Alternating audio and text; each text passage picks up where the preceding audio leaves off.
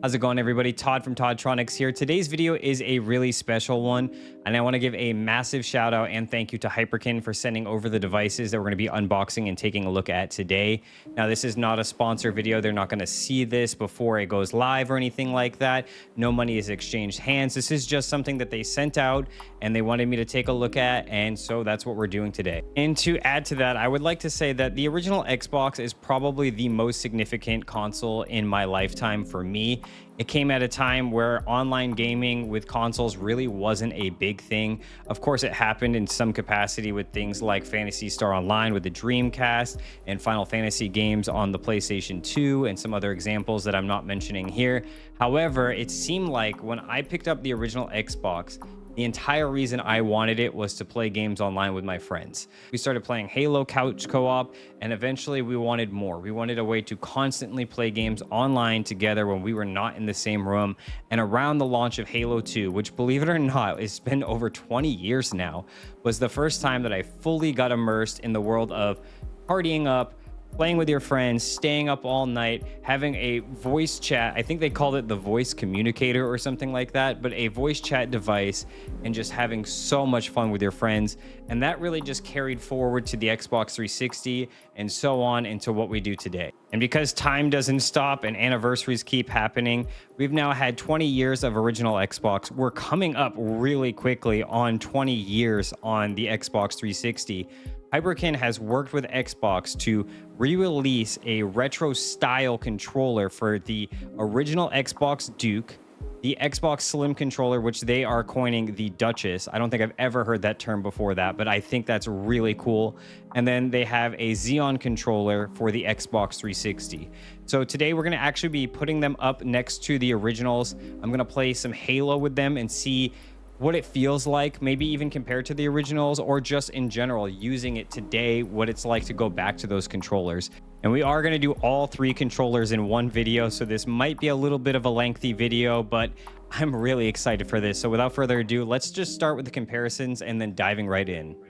Now, I'm intentionally going out of order here because I think the Xbox Slim controller is the one that most people are going to remember from this console.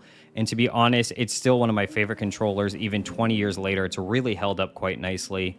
And it gave us a lot of really cool features. For example, one thing I loved playing racing games was how springy these triggers were.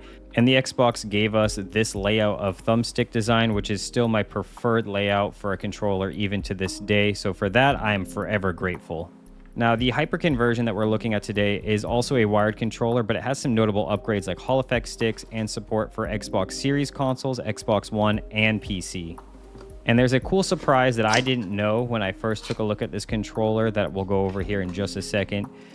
Getting into the box, the unboxing experience is pretty straightforward. However, the first time I took a look at this controller in white, I absolutely thought it looked amazing. Seeing that Xbox logo not be all scuffed up out of the box, it just looks so beautiful. And a nice detail is that we have the new symbols on the start and select, and they've added the share button, which is useful.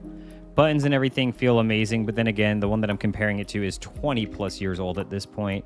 We have detachable USB-C at the bottom, and they've added some bumpers to the top, which will be nice for modern games.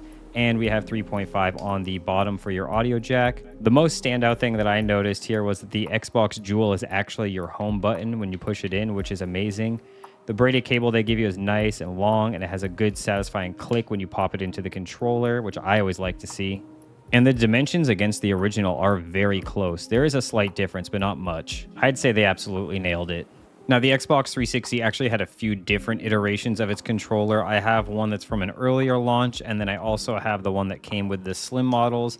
Very similar in design. I know there was also one that had a rotating D-pad, but this is still an amazing controller. Lots of people still use it to this day. And as someone with smaller hands, it's actually more comfortable than any of the more modern Xbox controllers. And just looking at the image on the box for the Hyperkin one, it looks like the dimensions are a little bit different. I can't tell if it's larger or if it's just shaped a little odd, but we'll probably get a better look at that here in just a second when I open this thing up.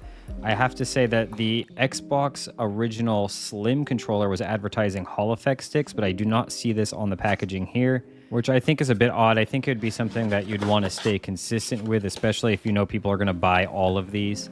And getting this in the hands, I can already tell there's a bit of a different texture to the actual face of the controller, but everything feels nice. This is more like a gritty plastic. And I'm noticing that the D-pad looks a little more flat than the actual original Xbox 360, and it's not as rounded in the corners, which is not a huge deal, but I do think that it's something that stands out pretty quickly. And getting back to the dimensions of the controller, it's very obvious to me that the Hyperkin one is a little bit wider on the bottom part of the controller.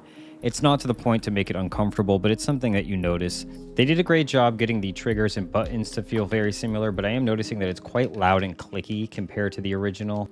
And I do like the fact that they matched up the glossy plastic on the top of the controller. I always thought that was a very nice accent. And a cool thing here is we got a larger audio jack at 3.5, which we did not have with the original 360 because back then you had to use a proprietary headset. I kind of wanted to go over the slight difference in shape again, try to show some different angles. It's kind of hard to see on camera, but when you're holding it in your hands, you could definitely tell that there is a difference. Now, looking at the cable here, it's just a standard USB-C cable, nothing too crazy, branded with their logos, of course. But this is a huge missed opportunity because all I could think about when I was plugging this in was what it was like to use the charge and play pack or the wired controller back in the day with this connector. And I think if they were to replicate this somehow, it would have been such an amazing detail because it's just so satisfying to click into the controller. But I saved the best for last. This is the Duke. And when the Xbox original released, I was 8 years old. So imagine an 8-year-old's hands trying to grip this thing. Now, it's still a pretty interesting controller to look at. Notably, it has those amazing triggers that I like from the S, but the buttons are slanted and we have two different shapes on the analog sticks, which I thought was an interesting choice at the time. And being older now and going back and using this thing, it is still kind of a nightmare. The D-pad is like this big blob over here, and it's just really wide and just rounded in every way that you would imagine. And that Xbox symbol is massive. I mean, just take a look at this thing. But I mean, for all intents and purposes, it's a piece of history and it's cool nonetheless. And honestly, I could kind of see why Microsoft would want to scrub this from the face of the earth and get a new controller out. And speaking of getting a new controller out, we have the Duke from Hyperkin, also in white like I got with the S model. And it's a pretty interesting package here. It seems like this was more celebratory for the 20-year anniversary of the Xbox. This has been out for a few years now, but this is my first time actually taking a look at it in person. I wish at the time that I was sent this that I was able to be sent the black one, but they said that they didn't have any available, and I think it would have been a lot cooler to have one that looked as close to the original as possible, because it seems like out of all the controllers, this one had the most attention to detail. We have that 20-year anniversary badging and a beautiful jewel that we'll get into in a moment. They did also match the thumbsticks correctly and the D-pad, which is nice to see. Now on the top, we don't have the memory card slot because obviously we don't need it, but they did add some bumpers to give it extra functionality, and I'm going to see how that feels when actually playing games. Now, the Jewel has a really special feature when you plug it in, and this was absolutely amazing to see. It plays the startup animation from the console, flashes the 20-year anniversary, and then goes into the current Xbox symbol. And I found myself doing this a few different times because it was really cool. The cable included in the box is a really nice long braided green cable, so it kind of stays on brand. It matches the 20-year anniversary badge, but yeah, this is such an amazing touch, especially being a third party making this controller for Xbox. So kudos to Hyperkin for that. Now moving on to some gameplay testing, I decided to hop into the Master Chief Collection and load up the appropriate campaign for each controller. So here I am in Halo 2 Anniversary, playing probably one of the most iconic missions. And I gotta say, it's pretty cool. I tested out using the bumpers that they added to use Bumper Jumper, which is my current favorite configuration for Halo games. And this is also the Anniversary Edition, like I mentioned earlier, which means you can toggle back and forth between the old graphics and the remastered graphics. So that's pretty neat. It's like I'm using a remastered controller to play a remastered game, which is not something I think you can really say in any other scenario. And I will say that the accuracy of springiness on the triggers is really, really good. The rumble feels amazing on this. It's just pretty neat. Now, I'm not playing on any sort of hard difficulty or anything, but I would like to actually go back and maybe play on Legendary or Heroic and try to make it all the way through with this controller, because it is a really cool, authentic feeling for sure. And going out of order, I am going to move into Halo Combat Evolved. If you've never played this campaign, honestly, it held up really well through the test of time, and it is a ton of fun. I highly suggest it. Now, as far as this Duke controller goes, I mean, even as an adult, it feels way too big for my hands, and aiming still feels really weird. But if you had maybe larger hands or something, it might be comfortable for you.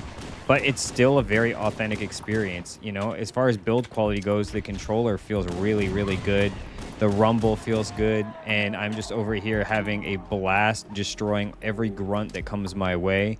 And I think there's always an obvious conversation around game preservation and why it's so important to keep these games playable for people in future generations. But now taking that a step further with hardware is a really cool thing to see. We've seen it from Nintendo, now Xbox through these Hyperkin controllers, so now it's PlayStation's turn. Now hopping over to Halo 3, the Xenia controller feels really nice. The bumpers and triggers feel really accurate to the original, which is really important. And I do think it would have been really nice if we had Hall effect sticks in this one, because I could see a lot of people using this for more modern titles as well. But it feels great. It's cool to have this. I think the gritty texture on the front actually provides a nice amount of grip. And one thing I'm sure somebody's going to comment about is the one inaccuracy here that really bums me out is around the original home button on the Xbox 360 controller. You had your 4 lights that would light up in a circle pattern for player 1, player 2, player 3, player 4. And it looks like they didn't opt to do that on this one. They just put 1 light at the top. Now, I didn't expect them to necessarily put all 4 of them and have it work if you have more than 1 controller connected, but it would have been really cool if they would have just put that light in the proper spot for player 1 no matter what, and I think it would have added a lot to the authenticity. For whatever reason, they didn't do that, and I guess it's not a big deal, but it is a missed detail that I know that a lot of people are going to be bummed about. But I gotta say, out of the 3 controllers we looked at today, this will probably be the one that gets the most use from me. I have a really big physical collection of Xbox 360 games that I enjoy playing on my Xbox Series X in the living room on the big screen TV. Thank you guys so much for watching today's video. I know it was a little different than anything that we've done on the channel before, but I had a ton of fun playing with these controllers. And if you're wondering who these controllers might be for, I would say anybody that wants to do a lot of backwards compatibility, or someone that wants to collect a piece of gaming history, because these are quite authentic. Another 2 things I wanted to get out of the way is there are more color options for these controllers than what was shown here today. This is just what Hyperkin sent out to me, and you can take a look on their website. I think the Xbox 360 version has a bunch of different colors. Then of course you can get the Xbox Duke and the Duchess controllers in black if you want something that's more true to the original. And one last piece I wanted to mention was I did forget to showcase this amazing stand that came in the box with the Duke controller. It was something that was kind of in a small box inside the box, and I set it off to the side and didn't really pay much mind to it, but it's a really nice controller stand. So definitely take a look in your box if you order one of those and set that all up for yourself. Thank you guys again so much. Make sure if you guys haven't subscribed, you consider doing so. I would appreciate it from the bottom of my heart. Let's talk in the comments. Do you think more companies should start making retro style controllers? And I'll see you in the next one.